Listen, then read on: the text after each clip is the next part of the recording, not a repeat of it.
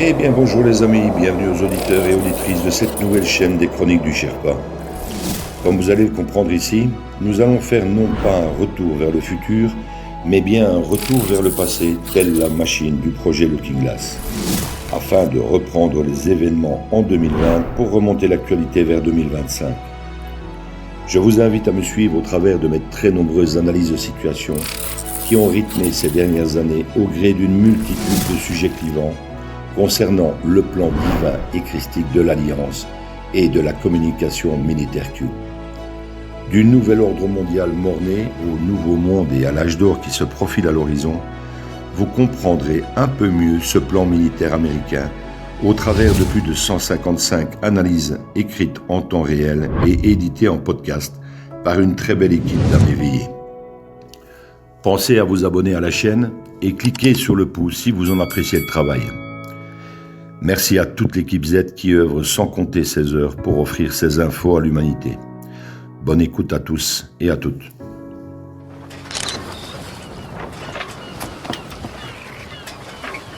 Where we go one, we go all.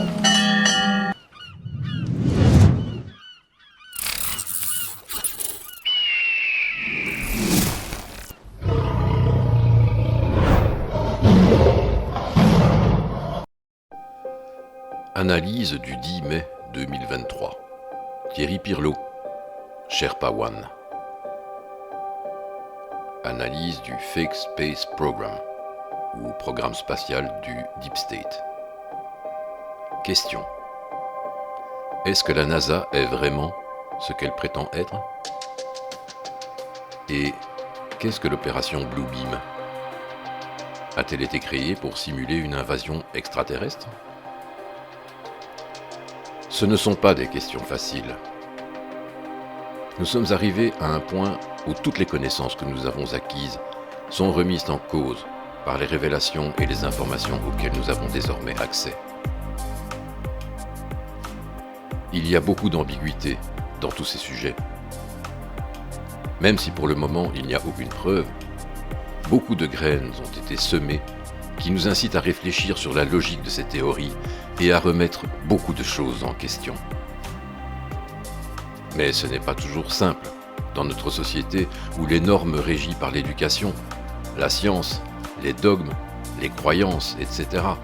constituent la doxa officielle à laquelle croient nos familles, nos collègues, nos amis, nos relations. C'est très difficile aujourd'hui de remettre cette doxa en question, à moins de vouloir se retrouver à faire partie d'une minorité encore plus minoritaire et prendre le risque de se faire moquer et ridiculiser, ad vitam aeternam. Sauf que nous, les éveillés, avons déjà pris ce risque au moins une fois, en naviguant à contre-courant, en nous moquant des mesures sanitaires, en remettant en cause la doxa du Corona Circus et en évitant à tout prix les injections empoisonnées. Nous avons donc une sacrée longueur d'avance sur le troupeau des normies pour continuer à approfondir notre recherche sur la vérité, ou plutôt mettre au jour l'énormité du mensonge.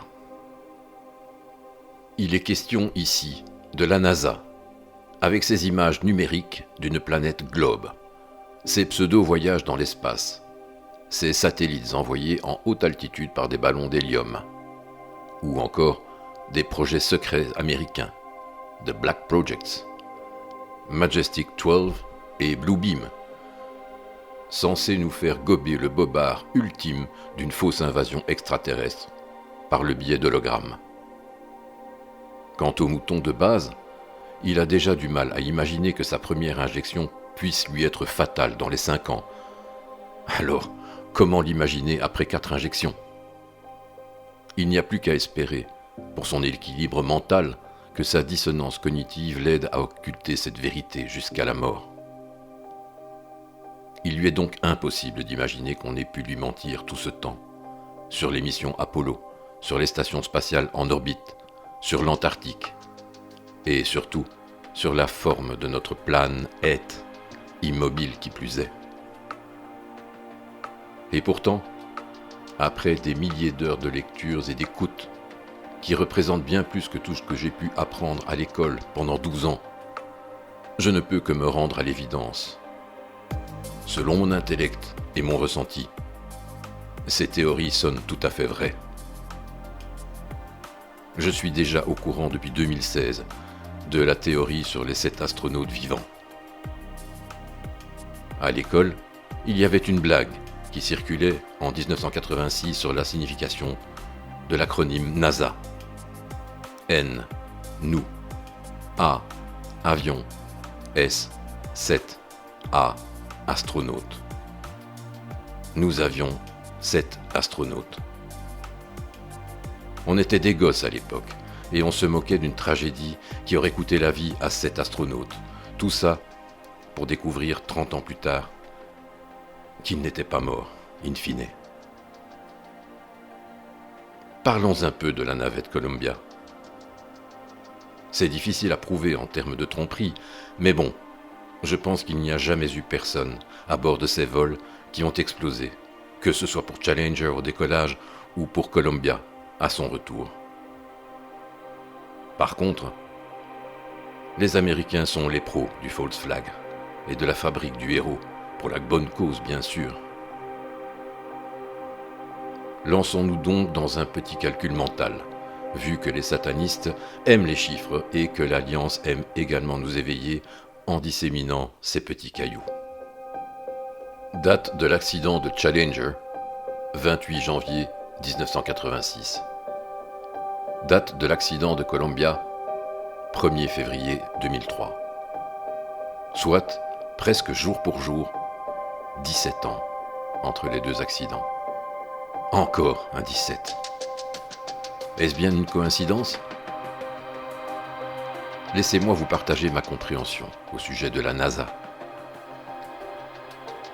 Après l'assassinat de JFK en 1963, 35e président et le Q number 1, qui a initié la création de l'Alliance des Patriotes, les présidents qui se sont succédés étaient tous inféodés au Deep State US, jusqu'à Reagan, qui fut le 40e président américain. Reagan a été récupéré et installé à la présidence par l'Alliance. Dès le début de son mandat en 1981, il a œuvré pour une Amérique plus égalitaire dans la tradition des Kennedy, avant de faire volte-face après l'attentat dont il a été victime cette année-là, attentat fomenté par l'État profond, en représailles à sa trahison envers le complexe militaro-industriel. Reagan était un acteur, et non un simple cow-boy. À 70 ans, il s'est dit qu'il valait peut-être mieux être un lâche en bonne santé qu'un héros décédé.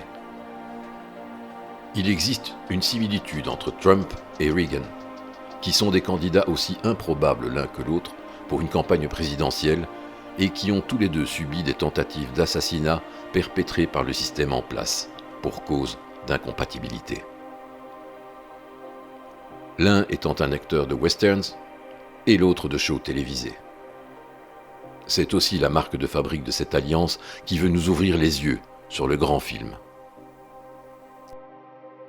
Pour rappel, John Fitzgerald Kennedy était le 35e président américain, Ronald Reagan le 40e et Donald Trump le 45e. Entre ces trois présidents, que des présidents ripoux soumis au Deep State américain. 35, 40 et 45, soit 3 multiples de 5. Encore une coïncidence, bien sûr. Cet attentat, en guise d'avertissement de l'État profond, a eu pour conséquence de tétaniser Reagan. Il a passé ensuite 8 ans au pouvoir en suivant strictement la politique de l'État profond. De temps à autre, au cours de son mandat, il eut des prises de parole énigmatiques et prit quelques décisions qui laissaient supposer sa loyauté envers l'Alliance. Il a été l'auteur notamment de quelques divulgations extraterrestres devant l'ONU et a enclenché le programme de la guerre des étoiles en 1983, qui peut-être ne consistait pas uniquement en un bouclier antimissile. On pense évidemment aux Black Projects américains, dans lesquels, à mon avis, étaient engloutis des centaines de milliards de dollars supposés être utilisés pour une fausse conquête spatiale avec son lot de navettes et de fausses stations orbitales jamais habitées. À la suite du faux accident Challenger, vidé de ses astronautes, Reagan a ordonné l'arrêt du programme des navettes spatiales, qui à mon avis devait coûter beaucoup trop cher au Deep State par rapport au retour sur investissement, ponctionné sur les impôts américains.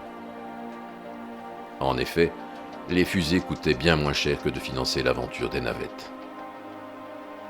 Car ces navettes nécessitaient une logistique colossale pour entretenir un big mensonge, tout aussi colossal, et qui leur coûtait les yeux de la tête.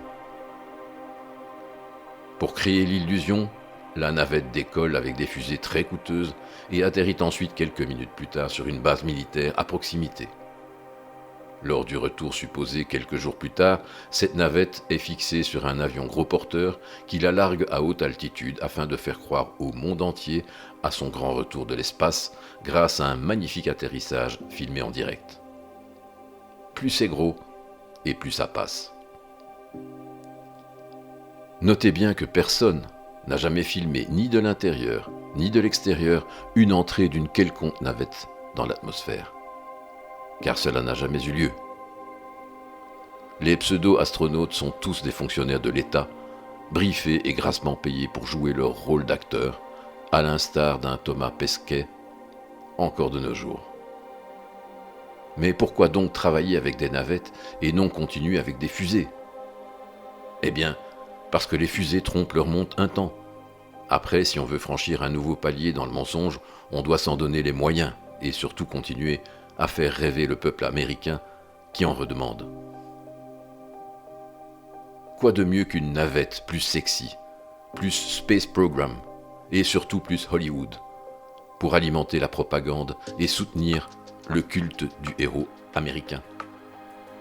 Donc, en 1986, pour sonner la fin de la récréation, on envoie une Challenger vide de ses occupants entamer son dernier voyage qui sera explosif pour le coup. On continuera néanmoins à faire cracher le contribuable pendant des années encore pour soi-disant financer les missions suivantes et jusqu'en 2003 avec le pseudo-accident de Columbia qui sonnera le glas du programme. Faites donc vos recherches. Sherpa One.